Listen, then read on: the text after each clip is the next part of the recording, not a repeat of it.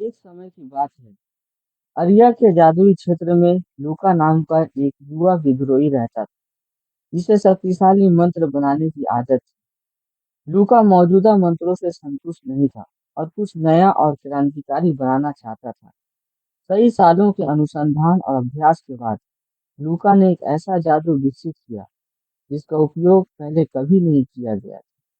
लूका के नए जादू को द रिवर्सल कहा गया, जो किसी भी दूसरे जादू को प्रभार को पलट सकता था, चाहे वो कितना भी शक्तिशाली या प्राचीन क्यों न हो। इस जादू में अरिया शक्ति संतुलन को बदलने और स्थिति बाधित करने की क्षमता थी।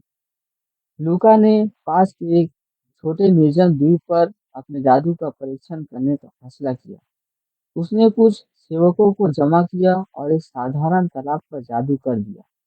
तालाब का पानी उबलने लगा और ऊर्जा का एक भंवर बन गया।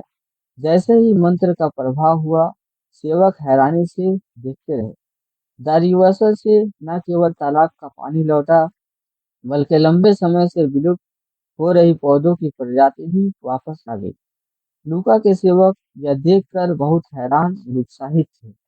जैसे ही लूका की जादुई बात पूरे अरिया में फैली, कई लोग उससे मदद मांगने आए। कुछ लोग पिछली गलतियों को सुधारने के लिए मंत्र का उपयोग करना चाहते थे, जबकि अन्य लड़ाई या प्रतियोगिताओं में जीत हासिल करना चाहते थे। लूका का नया जादू दो धारी तलवार था।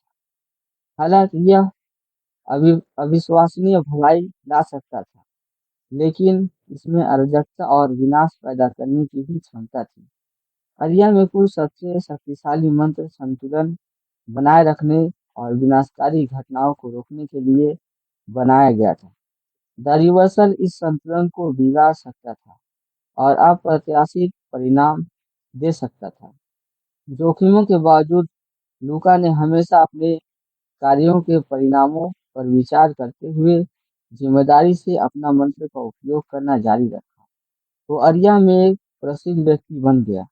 उसकी जादुई क्षमताओं से भय और प्रशंसा दोनों होती थी। एक दिन दूसरे क्षेत्र के दुष्ट प्राणियों का एक ग्रुप लूका के जादू की खोज की और अपने नापाक उद्देश्य के लिए इसकी शक्ति का उपयोग करने की कोशिश की।